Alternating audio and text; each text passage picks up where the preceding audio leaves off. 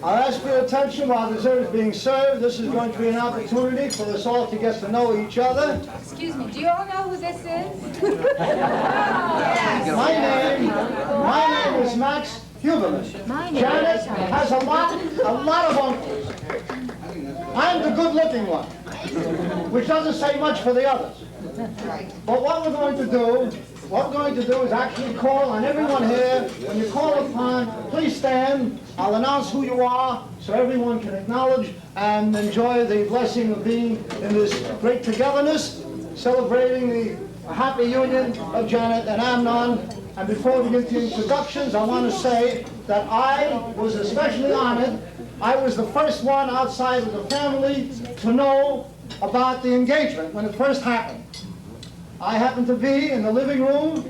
At that time with Abe and Flo, we call her Faggy, when we got the call from Jerusalem, and Janet was telling us about meeting this wonderful guy, Mr. Wright, and she said, this fella Amnon, he is the greatest. And we're serious, and I think he's the man I've been looking for. And you know what happened? Right there, they both passed out. They were in a state of shock. It took them an hour to come to, and I found out later what the problem was. You see, the overseas connection was bad, and when she said Amnon, they thought she said Abdul. And that was a little confused. They weren't quite ready for that.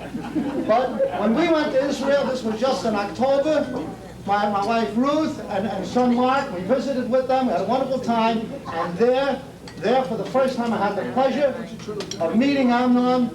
And Janet said, I want you to meet him. Here he is, Mr. Wright. And after talking politics with him, I knew what she meant. Janet, honey, it's not too late, you know. All right. I want to say, for those that don't know Amnon like I do, he's one beautiful guy. He's very talented. He's intelligent. He's a great guitar player. I can't say too much about him. He's a very religious man, too. You know that. He auditioned before a group of rabbis in Israel because he was considering being a cantor, but he gave up the idea on account of his throat. The rabbis threatened to cut it. Now we're going to introduce each other, and I'm going to call on you. As I call on you, please stand, and so everyone can acknowledge who you are. Along the way, we'll have some special commentary here and there, and some musical treats. So stick around for some surprises, okay? We'll hear from the Harshman and the Agassi families, and we'll start off with Bonnie and Mike Cole, and they're here with their children, Kim and Kevin. With Bonnie and Mike, let's stand up so everybody sees you. No applause, save it till later. There's Bonnie and Mike. And Kevin. Okay, all right, Kim. There they are, beautiful people. And I want you to know, I got to tell you a little bit about each one.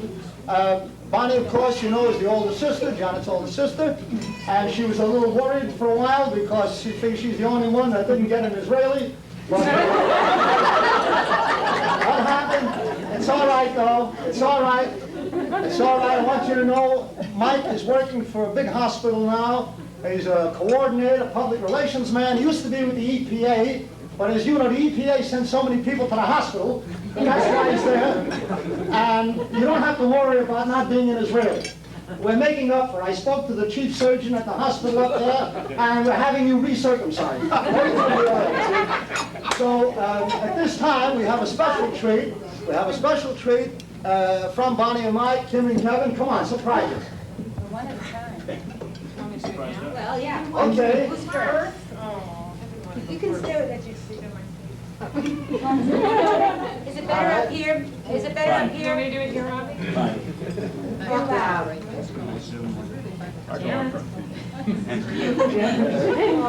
This is a tradition in our family. Okay, this is called The Way We Were. Between the years of 2 and 3, a pair of twins were shown to me. My mom and dad said they were mine, which at that time seemed really fine. But how was I to really know I changed my mind as they did grow?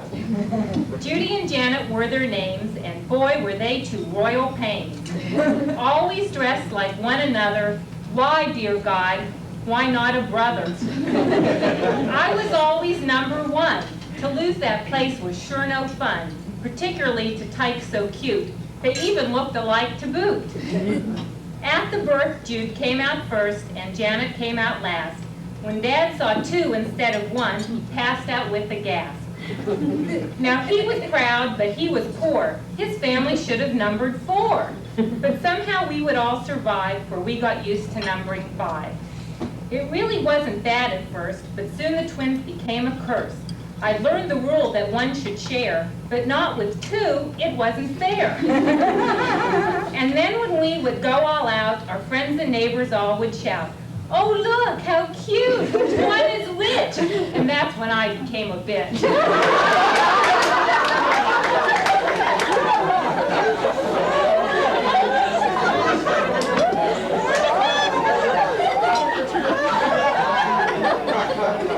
That's Junior stuff.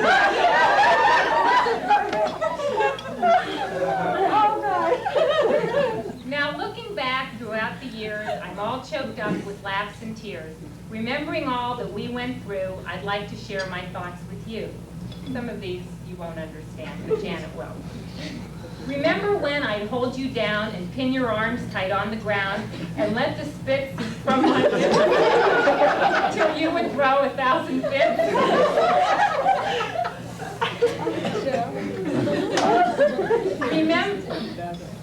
Remember how you used to pout when you were feeling so left out? While Jude and I played oh so rough, we'd say that you weren't tough enough. So Jane Girl is what we'd call you. And then you'd cry till you turned blue. You threatened to destroy my room till I fessed up and changed my tune. When you were just a little tot, you used to get real scared a lot. You wouldn't sleep alone in bed. With every noise, you'd hide your head. When Mom and Dad went out at night, the 3 of us got real uptight. You'd never go upstairs alone till you were nearly fully grown. On all our trips, on all those flights, we sure did have our share of fights. In cars and planes, on trains we fought, which sure made Mom and Dad distraught. But we had fun despite our quarrels and got along like grown-up girls. We ate our way through Spain and France and at each meal undid our pants. Undid.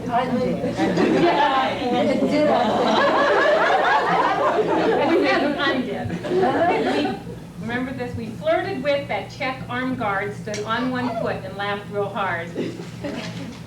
In school you were a real fine student, smart, well-liked, and oh so prudent. You followed in the path I'd set, a move I'm sure you don't regret.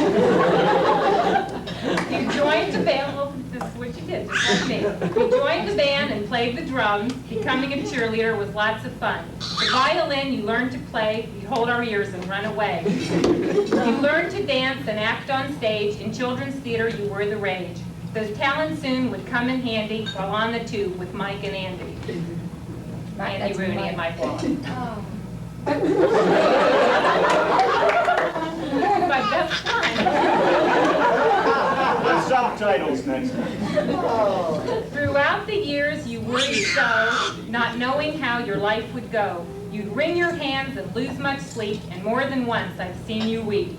Would Marion reject your story? Would you resign or reap more glory? With each new crisis, you'd lose your mind, but then each time you'd always find that all your fears were put to rest and things would turn out for the best. For many years we've lived apart, Jan, you are still in my heart. Though far away across the sea, you're still that little sis to me. The one who likes to stay up late, the one who makes the whole world wait. The girl who likes such high-heeled shoes, the woman of such changing moods. On this the night before you wed, before you sleep in Amnon's bed, I wish to you much joy and bliss, good health, good luck, and happiness.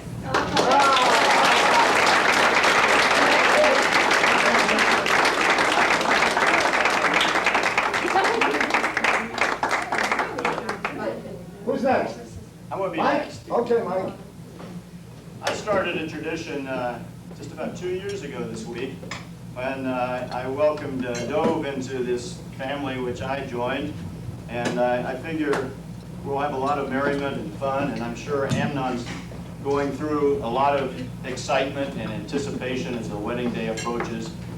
I'm afraid that amongst all this fun, Amnon's not going to really sit back and be objective, think what he's getting into. I mean, it's not what you think, or it might not be. You might not even know the person you're marrying. And I wanted to take a few minutes to pass along some thoughts I had in verse about what you're getting into and who you're about to hook up with. I still have about 16 hours to go. This is our last chance, my God. I called this Advice to Amnon.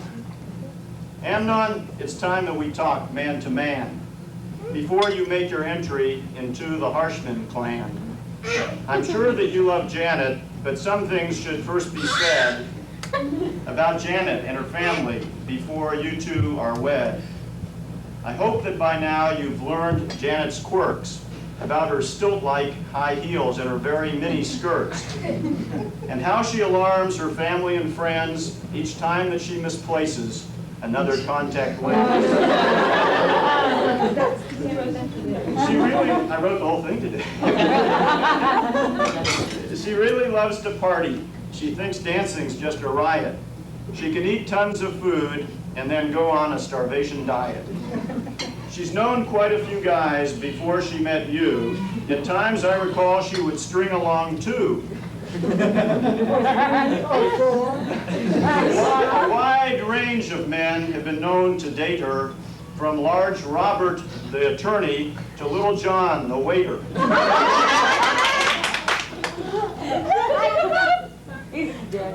Her professional life has really come far as she's traveled the path of a media star. First it was Cronkite, who enjoyed Janet's service, then on to 60 Minutes, where she'd get a little nervous, doing research on stories as associate producer and making sure the on-screen stars would not, in fact, seduce her. Her work there was fun, but there were constantly demands. First Mike Wallace, then Boss Marion would bark out their commands, but even these tough customers would mellow in a while in the face of Janet's charm and her ever-winning smile. She got into the act once and developed some new skills, doing a story on a burger joint, I think called Wild Bill's. It was sometime in this period when you, Amnon, came along, wooing Jan with your gift of gab, your guitar, and your song. In those days, I do believe you were selling things at Hecht's, but soon you packed and headed home, not knowing when you'd see her next. But Janet hadn't forgotten you. You'd gotten in her blood. So she began to plot a network switch like Marvin Cowell or Roger Mudd. A producing job in Israel with ABC she engineered just in time for the Lebanese War, the top news story of the year. Away from work, she spent her time with a man she did adore, who studied law all winter, but in summer went to war. She even tried to track you down on the outskirts of Beirut, dodging enemy bullets without an armored suit. You rode on an APC as you chased the PLO and sent Jan a special message on the radio. Last summer we visited Israel and you traveled around with us. You acted as our tour guide and drove the minibus. We went up to the Golan Heights, to Metula, and to Sfat. We sneaked into your army base and then left when we got caught. We got to meet your family while we stayed in Tel Aviv. The dinner that your mother cooked, we could not really believe. There must have been 10 courses of tasty Mideast dishes, not your typical kosher fare of latkes and knishes. I hope that you don't expect such cooking from your wife. Her real strength is journalism, and if you know her life, when dinner hour comes around, her office she won't have left, so I hope that you can do okay serving as a chef. I also know you're interested in making more than meals, so I won't be at all surprised when I hear that a baby squeals.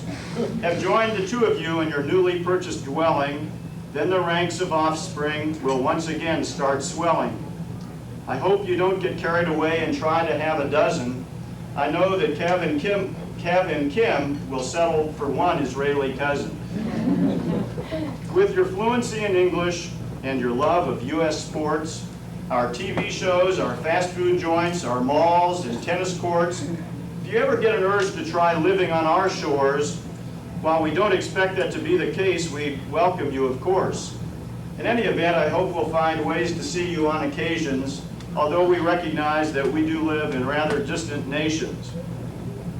Tonight, on the eve of your long-awaited day, there's only one other comment that I have left to say. You're joining a most exclusive group that now will number 3, the men who married Harshmans. Welcome from Dove and me.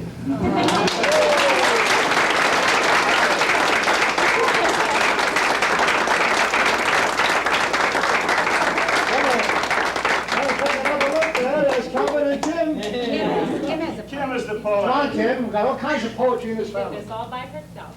This is called your wedding poem. As I sit here at your home, trying to write your wedding poem, I think about the times we had. Most were good, but some were bad. When I was young, you lived near me. Sometimes we went on a shopping spree. One time on our way to D.C., a storm occurred to you and me, and Mom and Kev and Judy too. We thought that we would never get through. But you also worked at CBS for 60 minutes. I was impressed. But in a while, you went away and got a job with lots of pay. In Israel, you are living now. You met a guy and you said, wow. And now you're here to be married, and into your room you will be carried. So to my special aunt and Amnon too, best wishes I send to both of you.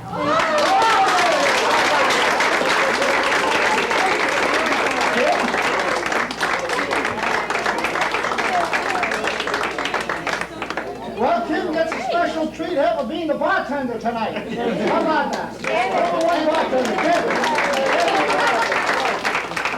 And I think, Kevin, it was a great job you did out there.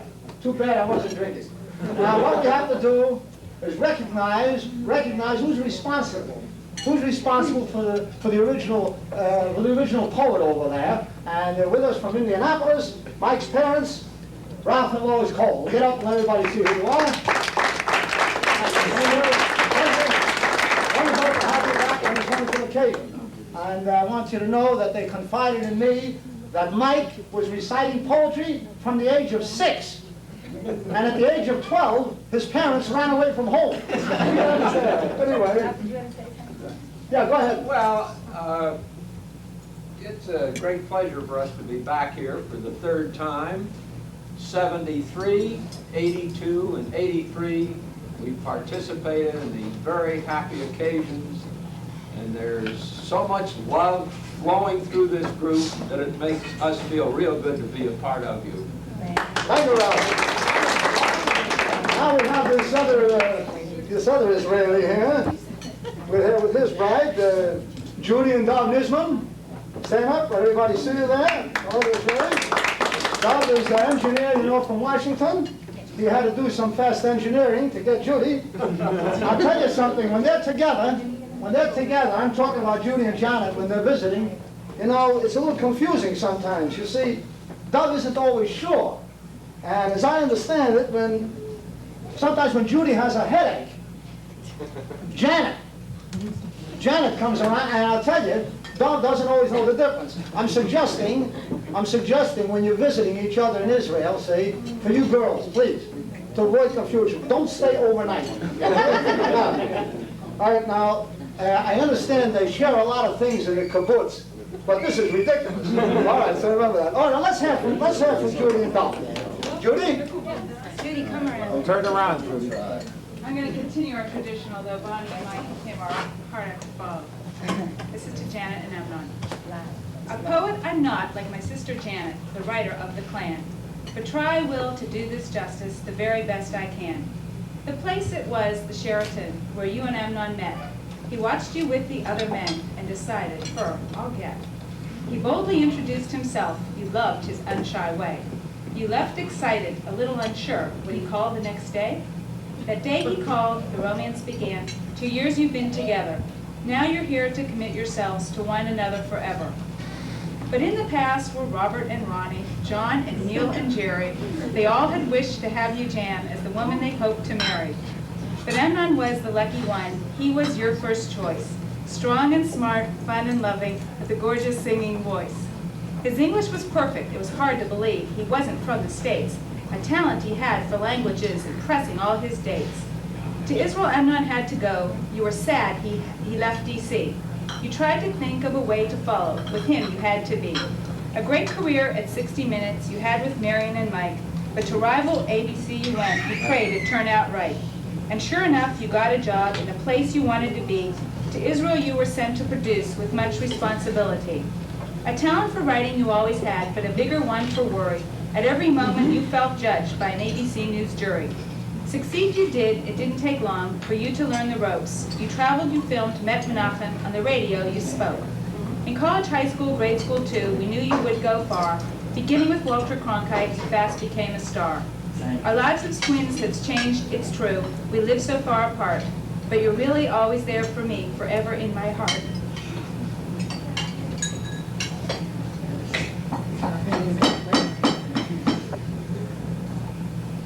I've tried not to miss our hourly calls and the sharing of our clothes. Now it's only bi-weekly calls, how I look forward to those. A marriage like mine, I wish for you, like Bonnie's and Mom and Dad's. And if it is, you'll be so lucky for happiness you'll have.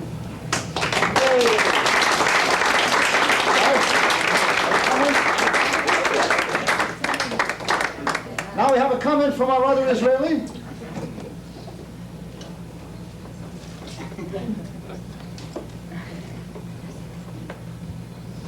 Well, I'm not a poet like the rest of the current Harshmans. I don't know about I know Janet is, I don't know about Amnon. But about 2 years ago, I was sitting right about where you guys are sitting right now, and everybody was saying things for us. So at this point, I'd like to say something for you, Amnon, and for Janet. Amnon, I really think that you're getting the top of the line. And I'm not saying that because Janet is Judy's twin. I'm saying it because I think I know Janet. I also think that you're marrying into a fantastic family. I think it's a family that will set an example of excellent marriage, just like they've set the example for us. I wish you all the best and lots of happiness.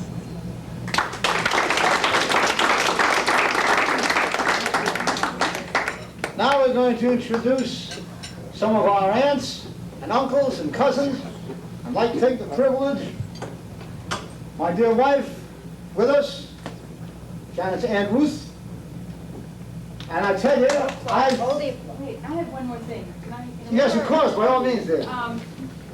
I have another short poem that I didn't write. Oh, let's hear it. And the story behind this poem is I work with a guy who I was involved in interviewing 2 years ago. And he came on the interview and he said to me, "You look awfully familiar." But I wasn't being as friendly as he had remembered. And I said, "I never met you before." 2 weeks earlier, he had an interview at 60 Minutes with Janet. And then we hired him anyway. Well, I was writing my poem. He was helping me with it and giving me little words here and there. So and he wrote this in 5 minutes. The last day on Friday, right before we came for you guys. Tell him. It's fine. Believe it or not, the first Harshman I met happened to be Janet. Then at SCC, that face did I see, and I surely didn't plan it. She didn't quite smile, though I'd met her before. I thought she was just moody. And then, to my shock, the truth that I learned, Janet, 'twas not, 'twas Judy. It's really funny. And now as you wed, I wish you and Amnon all the best of times. But the best news of all is I won't have to listen to any more of Judy's rhymes.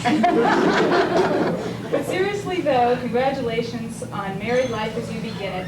This poem would be better if I had not written it in just 1 minute. I told him I was going to read it.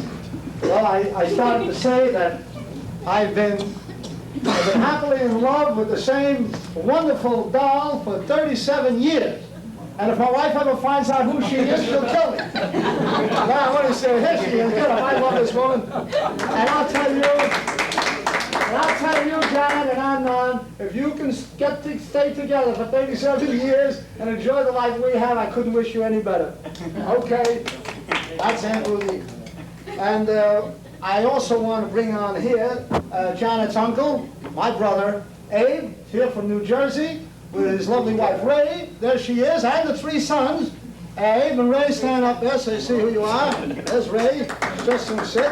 And the 3 sons, that's Robbie over there working in the camera. And of course, we have the rest of the clan sitting here too. Okay, Mitchell, Brad, get up, let him see you. Stand up. Hey, boys. Okay, now, Abe, this wouldn't be complete without a commentary from Abe. I just want to tell these folks about Abe. He's a very successful merchandiser, and he has been married almost as long as I have. But I'll tell you, whenever he and Ray have a fight, they always patch things up. They patch up his eye, they patch up his jaw. No, it's true. He's a big success now. He started out, he didn't have a dime, and now he owns $250,000. I tell you, no, he's very successful. I was there to visit him. He hired a beautiful secretary. She couldn't type, she couldn't take dictation, but she was a runner-up in the Miss New Jersey contest. He looked at her and he said, I'm going to give you $300 a week with pleasure. And she said, with pleasure, it will cost you $500 a week. Anyway, my brother Abe, there he is.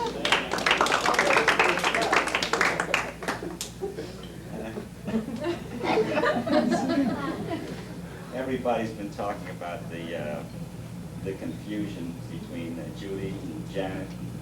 I'm still not sure.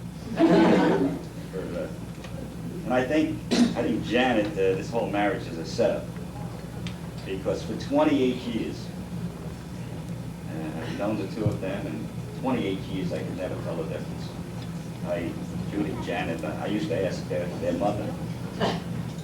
Until I thought I got a break 2 years ago. I was now able to tell the difference. Judy was the one that married the Israeli. I like to say it was right back where you started from. Well, of course, you see, Florence has 3 brothers, and you've heard 2 of them. Myself, my brother Abe. We have another brother.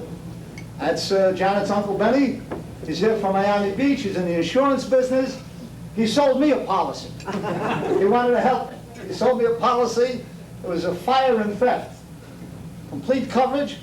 Shortly after that, somebody stole this $1,000 television set I just bought. I went to collect. I found out that I couldn't collect. You see, the television had to be stolen in the middle of a fire. See? Otherwise, fire and theft doesn't apply. I appreciate it anyway. Benny, there he is. Uncle Benny from Miami.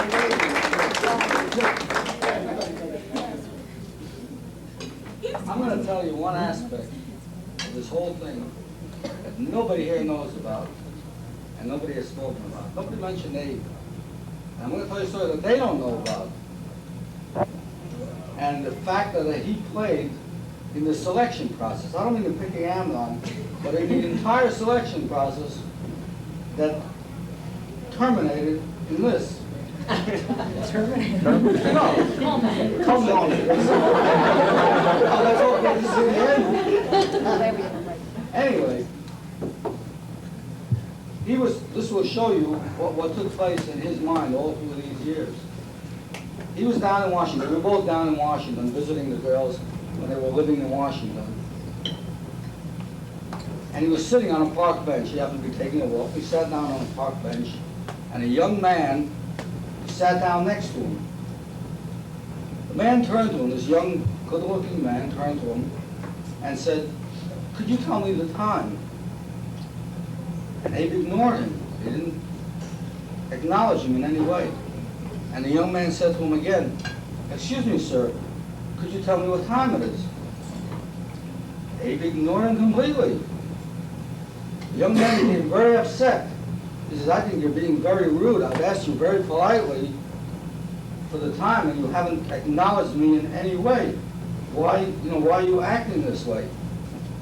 Abe turned to him very abruptly. He said, listen, you ask me what time it is. If I tell you the time, you're going to say, where are you from? I tell you I'm from Youngstown, you're going to say, what are you doing in Washington? I'll tell you I'm visiting my beautiful daughters, you'll say, can I meet her? I'll take you to meet my daughter, and you'll fall in love with her. She'll fall in love with you because you're a nice, good-looking guy. And before I know it, you'll ask for her hand in marriage. What am I going to do? I don't want my daughter marrying a guy who can't afford a watch.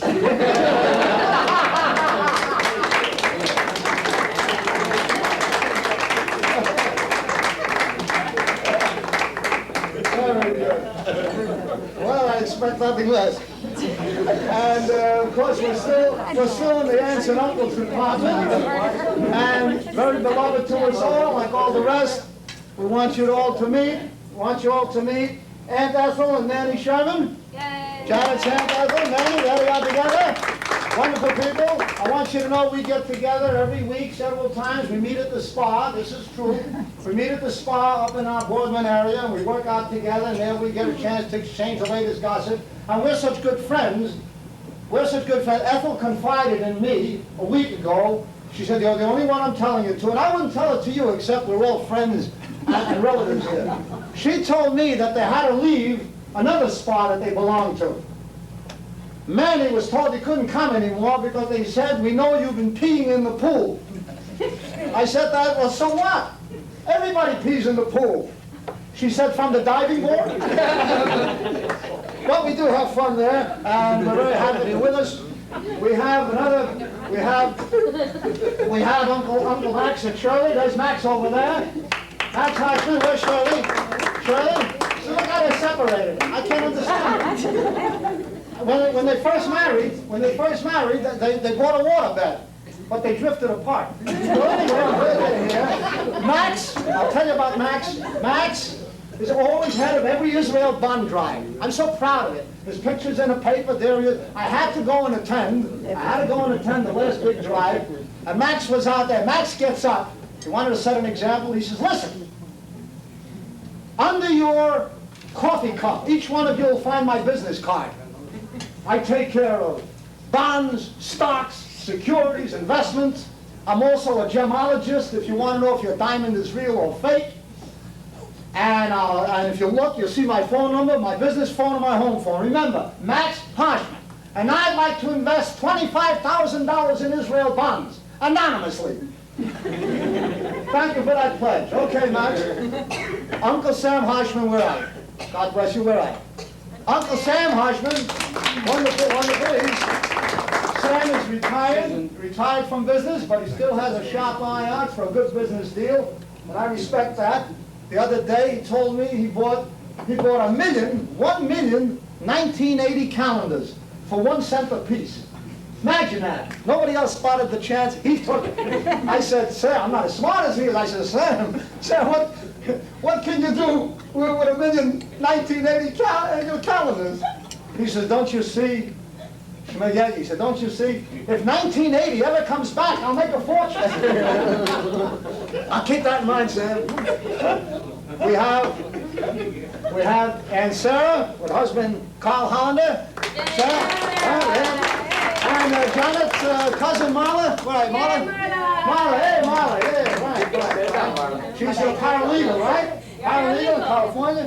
And cousin Gail, Cedars. Where's cousin Gail? She's out with the baby. She's out with the baby? Who's out with the baby? Whose baby? Her baby? All right. Well, she designs children's clothes, is that right? Marvelous. Freelance artwork, I understand. Well, anyway, it's a wonderful couple. I was fortunate to attend that happy ceremony. The other day, Ethel always comes in, Sarah always comes in and asks me about health problems at my health food store. And just the other day, I said, tell me the truth. I want to know, do you wake up grumpy? And she said, no, I let him sleep a while. So anyway, I'm glad they're getting together so fine. Now we'll get to some of our cousins. Cousin, come all the way from Opryland, from Nashville. Cousin Sidney Harshman. Sid? What's Sid? Uncle. With the cousin. I'm sorry. I got Amy and Rachel, the cousins. Yeah, Amy and Rachel, the cousins. Where's Amy and Rachel? Rachel? Ah, good. And David? Son David, you're in Navy, right? Oh, well, I'll let you tell the stories. Okay, anyway, they're all here, came in from Nashville, and him? Yeah, Joni, where's Joni? Yeah, Joni, of course, good. Joni won't mind if I pat him on the back because he's a great, Sid is a great biochemist. That's his forte, and he's always coming up with something new. He developed a new use for preparation H. Only he could think of it. For preparation H, he's going to develop it as a cure for baldness. Imagine that. He figures if you can't make money from one end, no, what he's going to do, you rub it in, seriously, you rub it into the top of your head. That's what you do. Instead of at the bottom, you rub it into the top of your head. It doesn't actually grow more hair, he explained. What it does, it shrinks the top of your head. What little hair you got spreads out a little more. I think that's a great idea. We'll get a patent on it, all right? I was going to tell Bonnie Yeah, go ahead. that she made it into the trio. They're now triplets because today when I went to greet her, I saw her standing there and I looked at Ethel and I whispered, Janet, listen, Bonnie. Joni, that was great. Listen, we have another Macy? Where's Macy? Ah, Macy's here from Cincinnati with daughter Beth. Where's Beth? And wife. Beth, and wife? And wife Yeah. Barbara. Yeah, and Barbara. Barbara, stand up. Can't even see it. Stand up, poke my head. Barbara, there she is. Okay, so the family's here, Barbara and daughter Beth. And of course, we call him Nation. Professionally, he's Dr. Morton Harshman. Very fine physician. And I'll tell you, I remember when he first got into practice, I heard about the first patient he had. The very first patient. The very first patient came up to him and she said, Dr. Harshman, I have a serious problem. And he said, what is it? She said, I have this terrible difficulty breathing. He said, well, don't worry, I'll soon put a stop to that. Well, we appreciate that expertise. We have some special friends from Florida, special friends of Abe and Flo, which makes them friends of all the Hubermans and the Harshmans and all the others. And they're here from Florida, and that's Mussy and Jack Eidelman. Mussy and Jack, Mussy right there under the camera.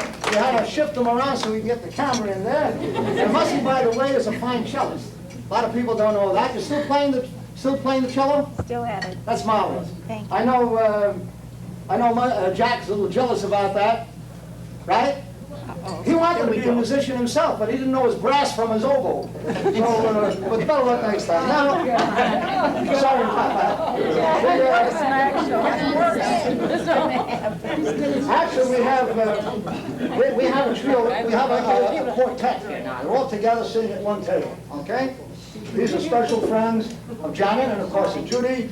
They're going way back, school chums, you know, from Houston, Texas. Dana Marr from Houston. Judy Waldman from Columbus.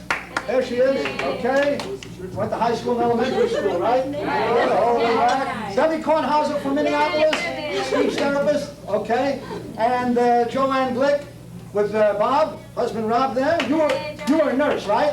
I heard about that. I was talking to Bob. I had a nickname for her. Get up, will you please? Joanne, get up. They had a nickname for her. Yeah. They called her, in the hospital, they called her Miss Appendix. Because all the doctors wanted to take her out. Well, all right, get that, please. She goes, sorry. All right, at this late hour. All right, the four girls, we've got a real surprise presentation. Okay. Can we do it from here? Do I have to? Yeah.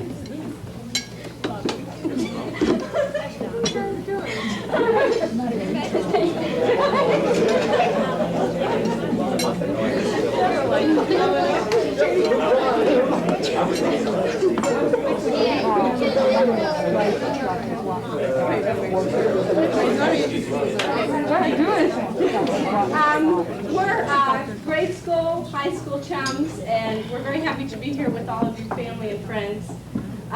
Some of these things all of you will not understand, but we have a lot of little sweet memories that we wanted to share. First of all, to get everybody's attention.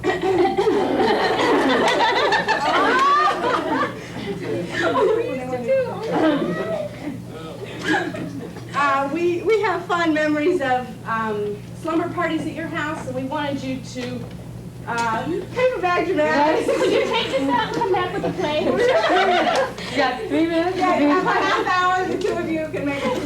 Yes, Thank you. Dana Jane seems to have a memory that some of us Oh, don't remember. this is a little mini productions of Sound of Music in the Land in Crystal Park. Do you remember that? Oh, gosh. None of us made it to the stage, I mean, in a big But you're the way. closest one. But To play that? you carried on for us. Debbie and I have a memory of driving to Butler, PA, to a game when we were cheerleaders and we were all falling asleep on the way home and we got lost. Don't you remember? Yes. Open the windows, turn the radio off. Seems to Debbie me- was Debbie. Debbie was with us. We had crushes on everybody. Whatever we were playing. Someone remembers. Oh, remember going down to the basement and eating frozen cookies and. But first we had to find a key where everyone's headed. I mean, this took hours in itself. But that is only after we had to search the house entirely for the axe murderer that was always waiting somewhere in the house, most likely in the shower.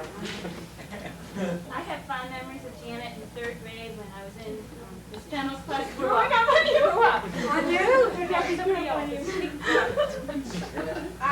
The arguments at lunchtime, we must discuss that because we know that your family is partially responsible for your argumentative nature. But I know Debbie and I feel partly responsible because we had some really good arguments our senior year. I mean, don't you remember? The two of you on one side of the table and the two of us. Now I have a memory that you always won. And years later you told me that I always won. All right.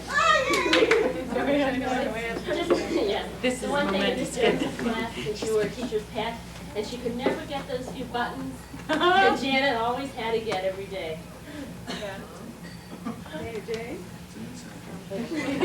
Oh, it just never worked when we flushed my cigarettes down the toilet if the JCC did it. To this day. To this day. But there was something when you were saying. Well, go ahead, someone do another one. I remember Janet and I together at home ec class when everyone was sick one day and we made a pan of brownies and we were forced to eat the whole pan ourselves. So those are a couple of some of the memories we got. And one last thing. I'm sorry, honey. I'm sorry. I'm sorry. I'm sorry, honey. I'm sorry. I'm sorry. That's for you to talk.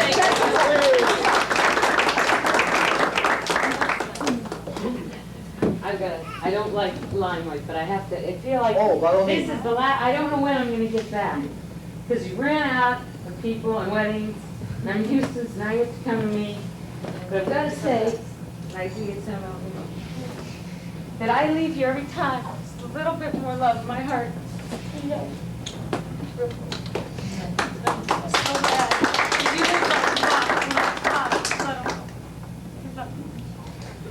She's like our fourth dog. Okay, go ahead. We do want to say hello. We want to say hello coming in here from New York, another dear friend from the past, and from the present, and from the future. Naomi Rosen, where are you? From New York? Naomi, where are you? Naomi, get out. Let's have everybody see how pretty you are. Thank you, Naomi. So glad you came. And we have a college chum here, another college chum from Washington, D.C. And she just got back there from Israel, in fact, where she visited with the girls. Cheryl Moss. Where are you, Cheryl? Cheryl, come on, you got something to say, yeah. Turn around, Cheryl. More poetry? Okay. Not as good. All right. Janet and Amnon, this is half and half. Our friendship began in '73 in Dennis's class, who sat next to me. Right away we began to talk, though around the room Dennis did stalk. We had lots to say and lots to share. About Dennis's class, did we care? Instead we spoke of many friends, a family, and new diet trends. We began a friendship that has grown to be one of the best I've ever known. Together in these past 10 years, we've shared much laughter, travel, tears. From Ann Arbor, Greece, Washington, D.C., to Jerusalem, Eilat, and Tel Aviv. I remember the day in '81 you called to tell me of a man so fun, with a beautiful voice and personality to match, You met the man you just had to catch. But back to Israel Amnon returned. As each day passed, for him you yearned. You kept in touch over the telephone. Judy, listen. You kept in touch over the telephone. The size of the bills are still unknown. Oh,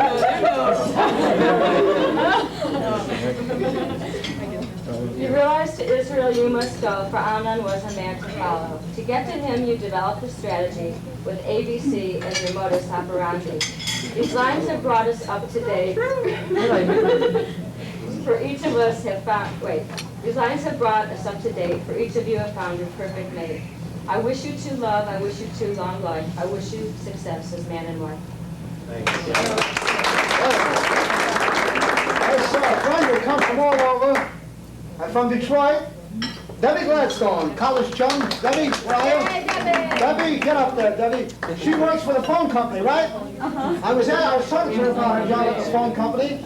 I asked her if it must be a pretty dull job. She said, no, it's fascinating. You never know what will come up next. She told me there's a woman every week who makes long-distance calls to herself.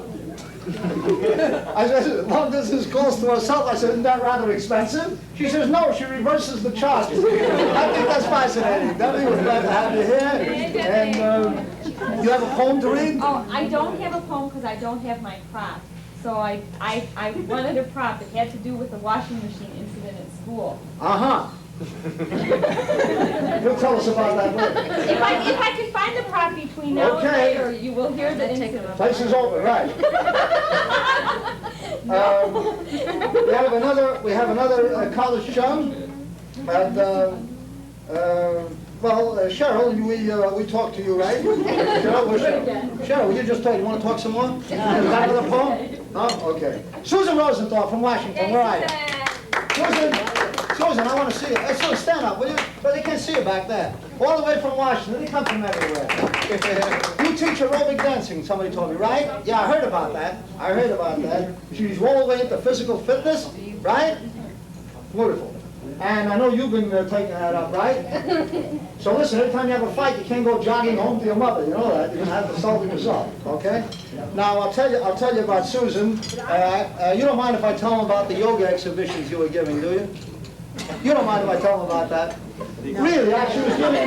She was giving yoga exhibitions all over. Amazing. She could tie herself into a living pretzel, but she had to give it up because she couldn't make both ends meet. Sorry about that. Now, we're going to hear from some of Amnon's friends and relatives that are here, and that's the other important half of the family. We have Amnon's cousin is here from New York, Mrs. Vita Hardune. Where are you? And your son, Dan. Danny, get up there, Dan. My gosh, I'm telling you, we're very fortunate to have such wonderful people from all over. Let's see, you've been here, what, 3 years around here? 3 years. 3 years. That's wonderful. So you'll be visiting back and forth to Israel, of course. We'll see as often as possible. We have a special friend from Washington. I mean, really special. Cookie Weiss. Where's Cookie? Hey, Cookie! Cookie, hey, Cookie. Julie, Mason, and Camille, where are they? Hey, what'd you do? Lose them? Bartender. They're somewhere. Hi, come on over here, son. Come on, Mason.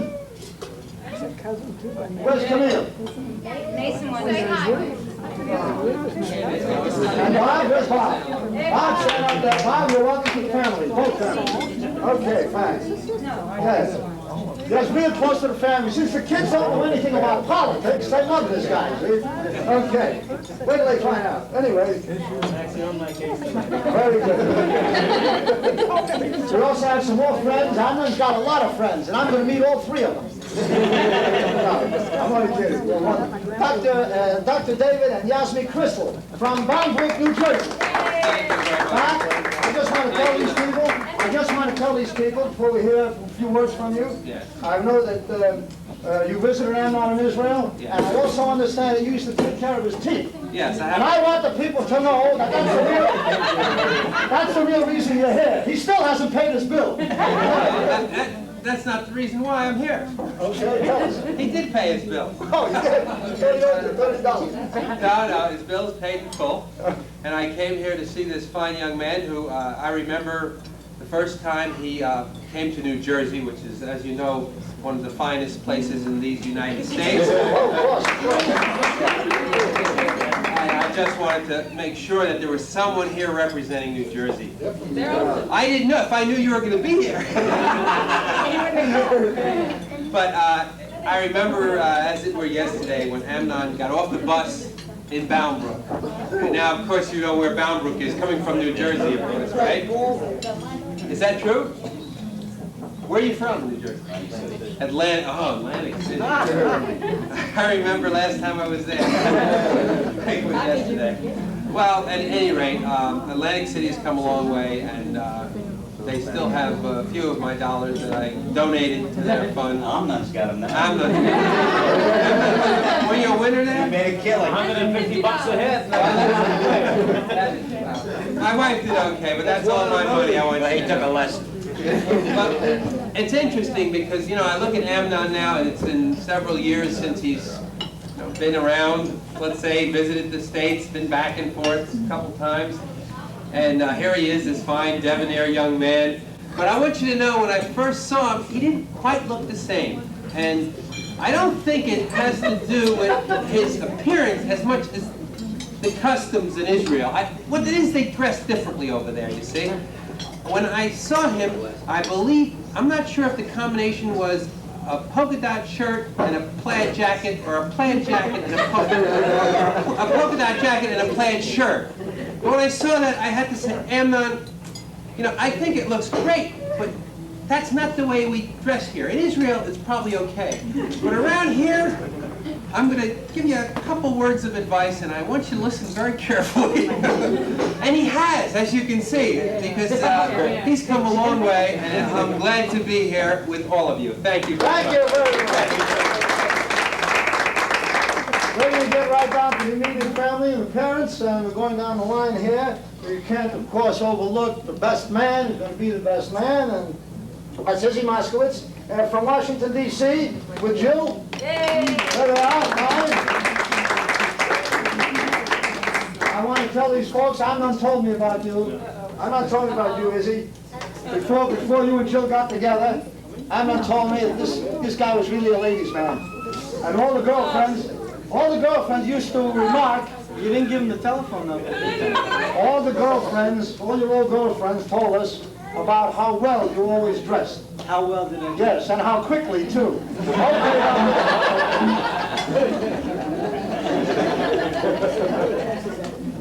First, I'd like to say a couple of things about Abdul. We became very good friends through Jill. I came home one day, and Jill told me, she called me up the phone at work, and she said, I met this wonderful guy, he sings music, he called up the JCC, he's looking for a job. And I said, well, gee, that's great, Jill, but I got a couple of things I want to talk to you about. And next thing I know, I came home at 5 o'clock, I was down in my living room playing with Jill guitar. And I said, Jill, how you doing? What's going on? She said, well, I just took the afternoon off, and I'm here playing guitar. I said, that's great. I'm going upstairs to take a shower. Let's see what goes on later. I just want you to know that, Janet, you probably know what you're getting into and what you have. And you, Florence, I'm sure you're happy that Amnon and Jeanette are getting married and that everything is working out fine. And Abe, I'd like you to know that he has a watch and it has a calculator on it. As you know, I am not very good at speaking, but one thing I can do and feel comfortable with is singing, so I put it into a song. And I'll hold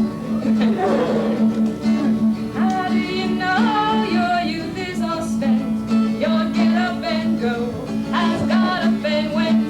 In spite of it all, you're able to grin and think of the places your get up has been.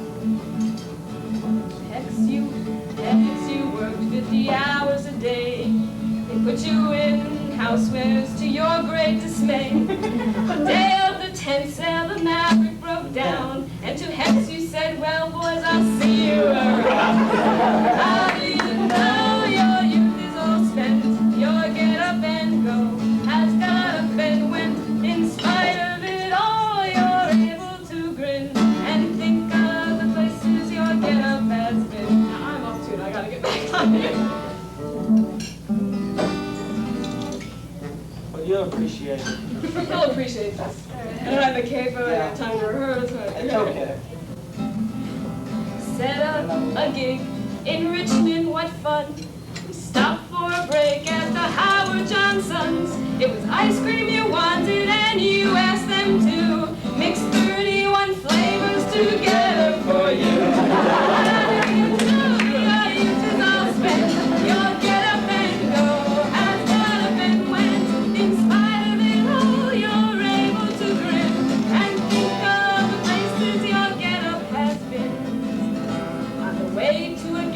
I would let Amnon talk. I heard all the tales of the women he'd stalk. Then one day at a party we met the one that could tame him, they call her Janet. You know your youth is all spent. Your get up and go has got up and went. In spite of it all, you're able to grin and think of the places your get up has been. Now you're getting married, it's hard to believe that this gigolo fell as hard as he did. But we know you well, and we know you still lust for burgers and french fries, Roy Rogers or bust. But you know your youth is all spent, your get up and go has got up and went. In spite of it all, you're able to grin and think of the things your get up has been.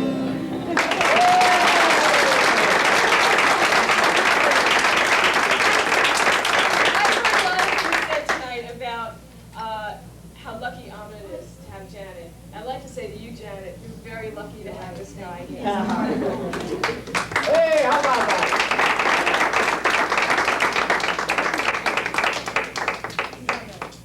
That's a wonderful treat. We're going to have some more. They're coming down the wire, as I said, the grand finales, but not before we say hello to another visitor from Israel, Amnon's beloved uncle, Attorney David Muahelim. Am I pronouncing that right? Beloved uncle. They're from Israel, and I had a little chat with him, and he told me that if Amnon doesn't succeed in law, as he hopes he will, he'll have a great future as a folk singer. And I understand that for a while he was doing a nightclub act with a beautiful Egyptian belly dancer, but he turned her stomach. Now, if you will come up there, Uncle David.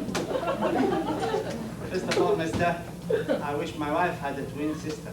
Staying overnight.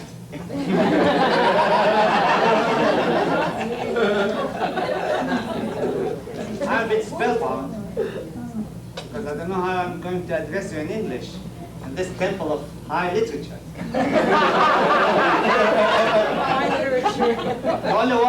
The only word I learned since I came here was sure.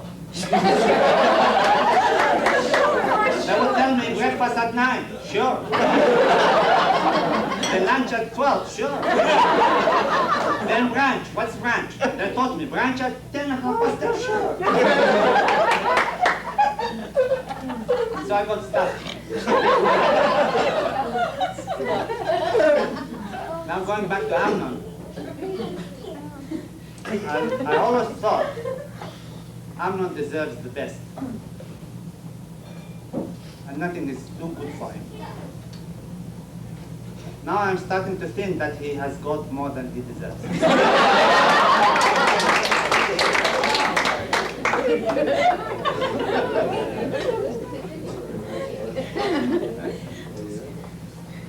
I was out of town when Amnon was born.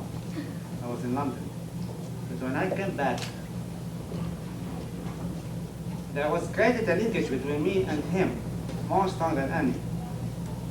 I think we have been meeting and going out together more than he did with his parents, or I with my wife later. We spent together, as far as I remember, 3 nights in Jerusalem. You remember that? So you see, to say good things about Amnon is not difficult at all. I wouldn't be heard any objective if I say good things about him. So let me tell you about his misgivings. The was 14 when I took him to my office during his holiday to work for me. I told him exactly what to do and precisely what not to do. I said, "No, office, this is very important." And so happened that I had to leave the office and go out. When I came back, I discovered that Amnon was indulged heavily in drawing checks. Some people came to the office and claimed different sums of money that due to them. And Amnon found no difficulty to settle. He found my checkbook and he started signing. And that's true. Had I been late, more late than that, he might have sold my office out. Well, that was a long time ago. Amnon has come more mature now. We know he's more settled, he's less negligent. Now he knows what he's doing when he signs other people. He never does. He doesn't have a bank account. We hope that he wouldn't be selling Janet in a second of absence. Okay? Now, going back to Amnon. Amnon is a very clever and intelligent boy. I'm saying that not because he's my, I would say nephew. Nephew, not because of my nephew, because he's my friend. And as such I can say that. I think he will be bringing you as much happiness, Janet, as you deserve. And I believe you deserve a lot of happiness. Now you know I love you. And I would have demonstrated my love more overtly hadn't you been called Janet. My wife is called Janet. And I see no point making love to the same. This is a sort of duplicity, you know? And I had enough with one.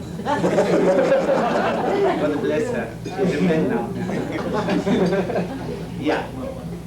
I wish you all happiness and success, and I would especially thank the Harshman for so nice a reception I had here. I came by my own. That was perhaps a mistake, but they put it out for me. I felt so warm, so homely. Really, this is something special. God bless America and God bless you.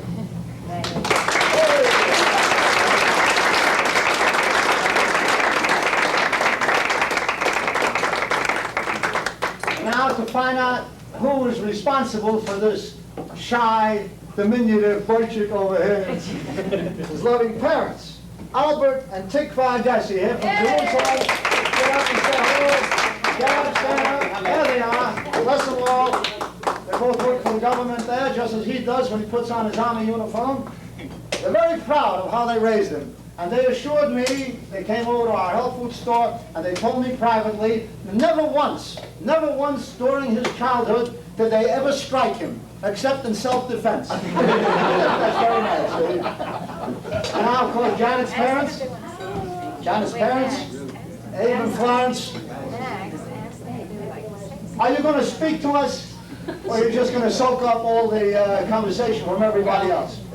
I'm not a good speaker, you know, but I would like really to thank the Harshman family, you know. I am very proud, believe me, Harshman. Abe, I am very proud that Janet, she's going to be my daughter. Believe me, don't you worry. I love her so much, like I love my boy Amnon. And thanks everybody here, really, we have got so loveliness here, and we thank you all I thank you all on behalf of my wife and me and my son. Thank you.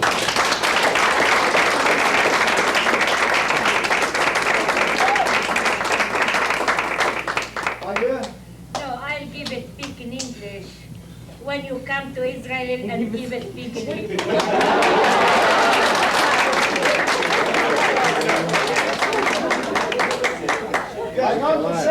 Sure. Now we talk about dear Abe and Florence, parents of our coming bride here. Really something. I remember when Judy got married, Abe got up and he made a speech, a very brief speech. He said, "Well, 2 down and 1 to go." That's what he said. And that was the shortest speech. I've heard him give a lot of speeches, believe me, because he's always been honored by the community on all different levels.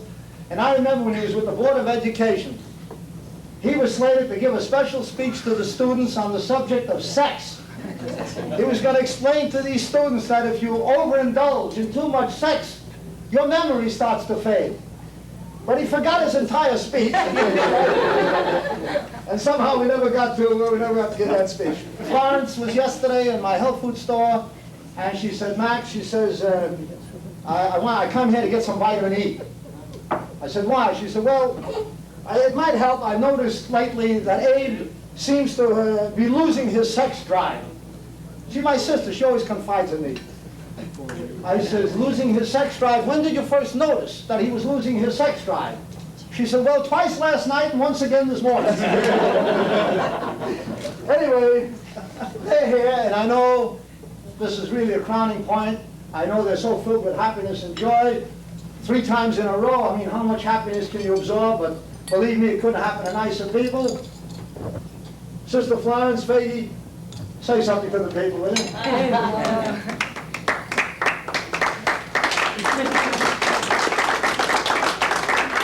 I have not prepared any remarks. Anything I could say after what's been said would be anticlimactic.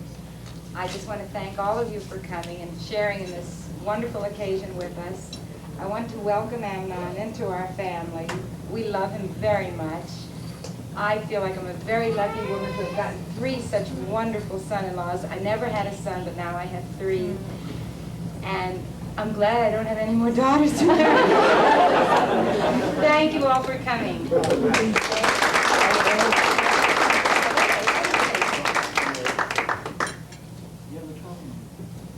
The father of the bride.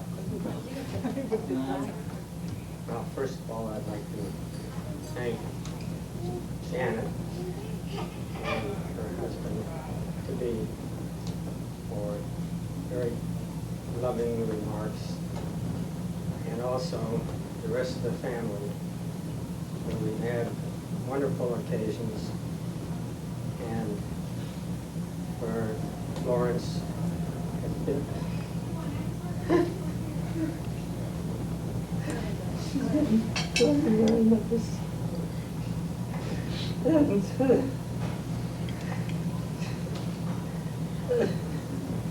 and I wish we could all have the same kind of love I've gotten from Florence. And then also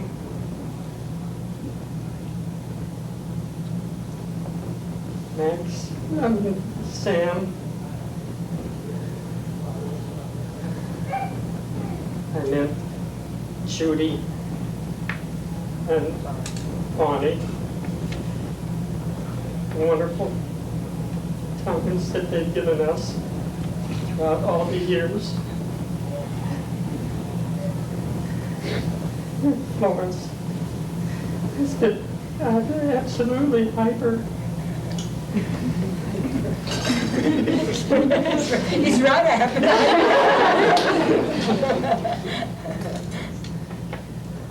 I really don't have anything more to say, except to thank my brothers and sisters for all the good things that they've done for me.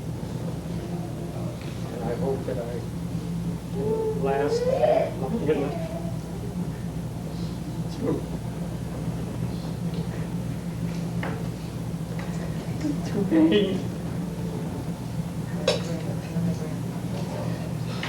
to be a grandfather when the time comes. And I hope that the time will come when Janet will be able to get the baby. Rushing it. I hope that she can hurry up and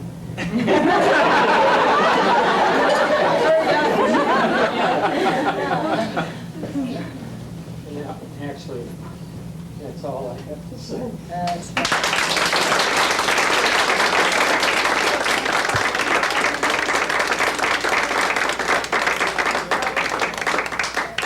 We're going to hear from the lovebirds now. Yeah, right. We're going to hear from the lovebirds now, and then we'll have some surprises to conclude.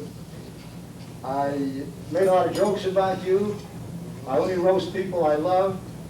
I do want to tell people about the sharp mind that you have, because I want to know what happened. When I was in Israel, he explained to me, he learned this in the Army, and now I understand the Army's going to adopt this as a special procedure for everyone. Only he could think of it. If you're lost in the Judean desert, listen to this, he explained. If you're lost in the Judean desert, and you want to know what time it is, okay? You point your arm at the sun, like that, okay? And you slowly bring your arm down until your hand is under your chin. And then you look at your watch. I think that's a great idea. And of course, after we hear from Amnon, just so he'll know who has the last word in this family, then we'll hear from Janet. Amnon, let's hear from you. Okay. Well, I really haven't prepared any speech, but I think, number one, about Max. I mean, you're coming after my case all night long. Well, I want to tell you, the first time I met Max, really, was at dinner. And he prepared dinner for me in Jerusalem, at our apartment. And what a dinner. I mean, everybody has to know what kind of dinner that was. I don't want to get on your case, Max, but for a couple of weeks I felt like a rabbit. I hope not! Anyways, I would really like to thank everybody here for coming tonight, and I really enjoyed and I was deeply touched by everything that everybody else said about Janet and about myself. And I would like to especially thank, and this is from the bottom of my heart, and I know that it's also on behalf of my family, my uncle, my cousin there, and my parents, to the Harshmans, Abe and Florence, that took care of this entire occasion. I really have to admit, when we came here the first time about 3 days ago, we really did not realize what we are going to go through and what we're going to encounter. And I must tell you that I'm deeply touched. I thought that I have a nice family, and I know now that I have two very nice families. One is the Harshman and one is the Agassis. And I want to thank Florence and Abe from the bottom of my heart very much. Thank you very much.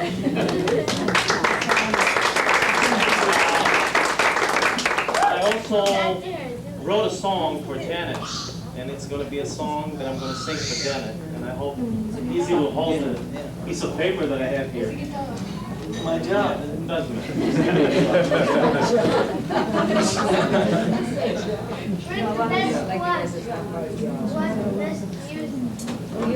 Well, my biggest problem is to really learn words by heart, so I have to hold this for any time I sing any song. Janet has not heard this song? No, Janet has not heard this song.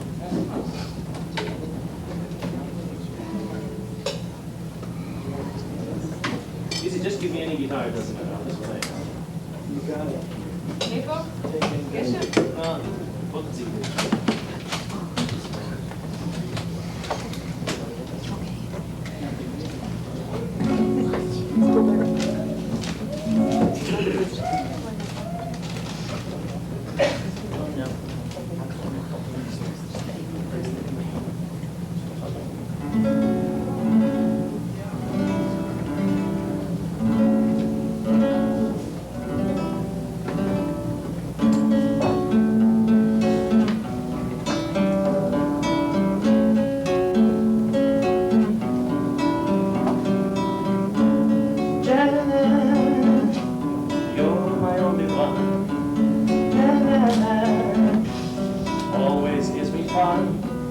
When you smile, it's like the skies.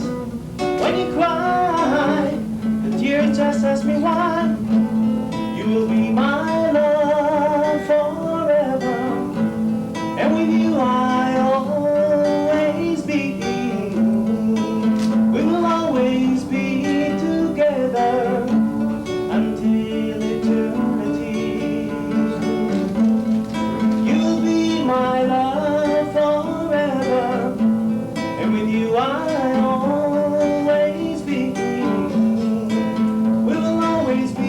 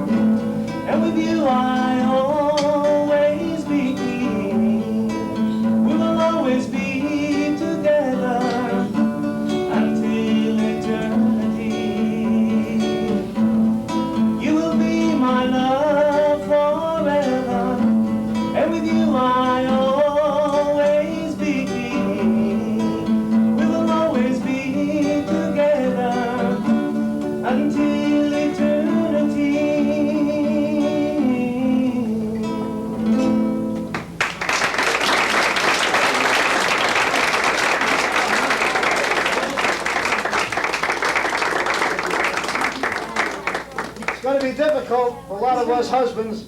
Wife says, how come you never wrote songs for me? That's what's going to happen. All of us are going to have a problem now. But there's one thing, I can't let that one remark go before we call on our pride. He said that after he ate that vegetarian dinner that Ruth and I fixed for him in Jerusalem, he said, then he felt like a rabbit.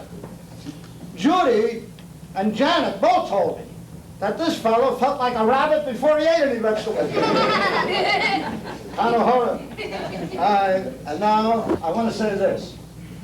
I have no more jokes, because all the joy that we have is all pent up. We don't need jokes. I had some jokes, but I'll tell you, I remember when your dad, not so long ago, was on it, as he always is, and one of the things he concluded with, after being told truthfully what a wonderful value he was to all those around him, to his community, to his friends, to his family, to the Jews of the world, he said, my cup runneth over. And I can tell you, our cup of joy, looking at you and Amnon and considering what kind of a future you'll have as long as you have each other, all of our cups runneth over.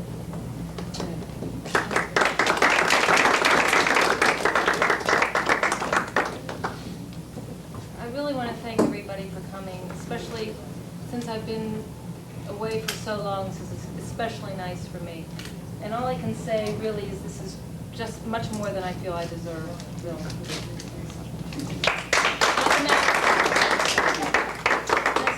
Thank my mom for taking care of all of this while I was very far away and didn't know anything or hear about it. Thank God. It's all invited to our apartment in Jerusalem, wherever that may be. Jerusalem, Tel Aviv, I just had a butt correction. When she said I want to thank my mom, she meant General Harshman. Is she a general? May I make a very brief remark? You all know of Robert, Indiana, who's known with the love symbol that he always has in his big sculptures. It's been copied everywhere. I think he must have stopped here and known the Harshmans to have produced as much warmth and love as their death.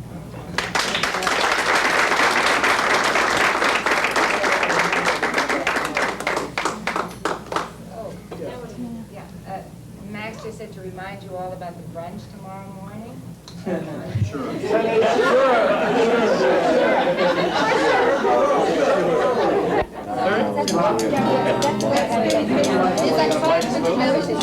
a place to smoke.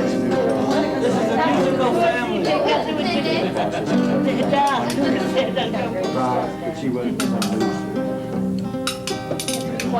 סוד עולם אשר מלך בטרם כל יציר נברא התנסה בחפצו כל אזי מלך שמו נקרא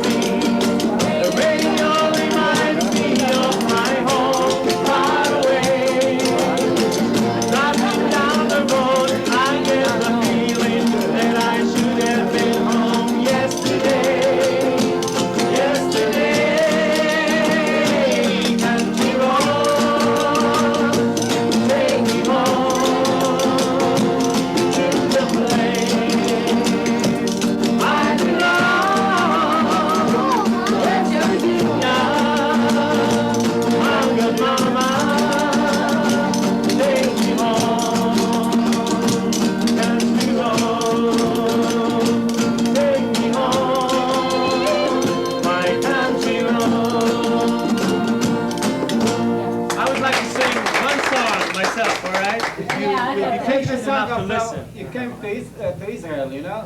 In your Did he ever come to you? sister wedding. No. No, please. Anybody know Spanish here? Forgive me.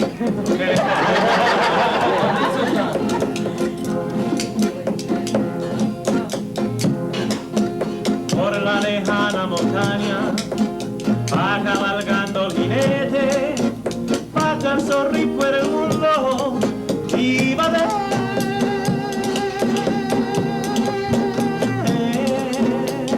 deseando la muerte. Queda en su pecho una herida, dos amantes, dos hadas, quisieron perder la vida y yo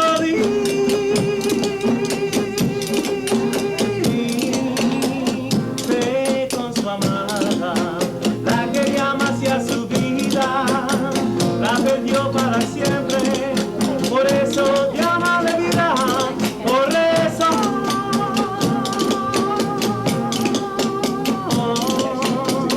busca la muerte.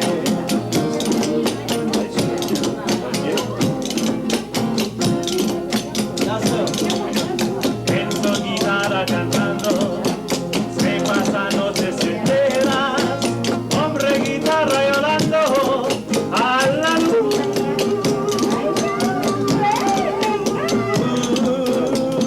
de las estrellas. Queda en su pecho una herida, dos amantes, dos hadas, quisieron perder la vida y yo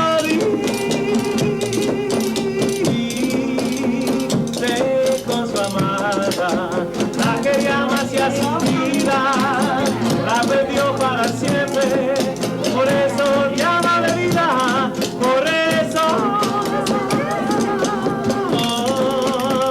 busca la muerte, la quería más hacia su vida, la perdió para siempre, por eso llama de vida, por eso la muerte.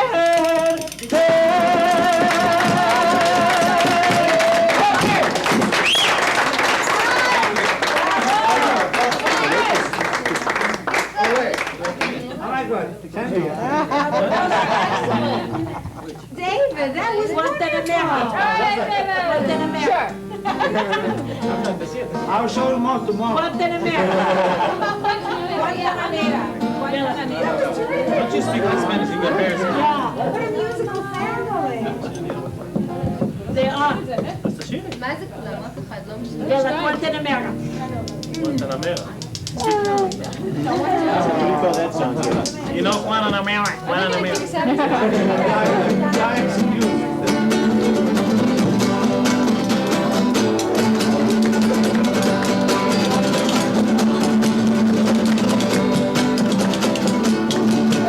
Yo soy un hombre sincero, de donde crece la fama. Yo soy un hombre sincero, de donde crece la fama. Ya, desde morir me quiero mirar, desde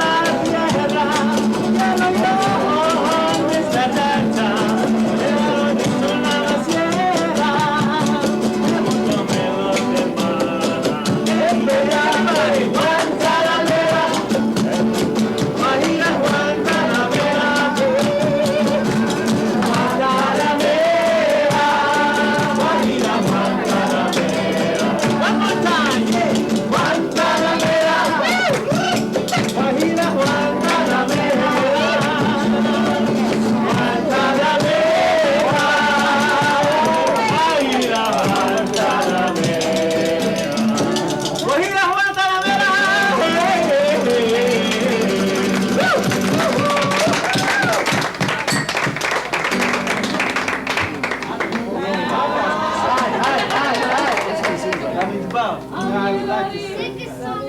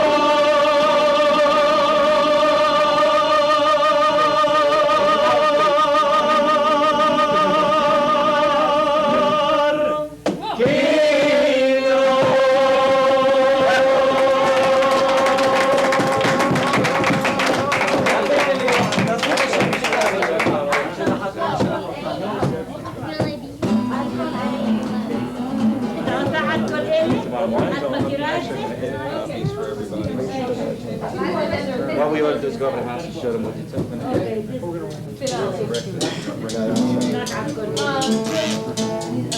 יאללה ג'יל,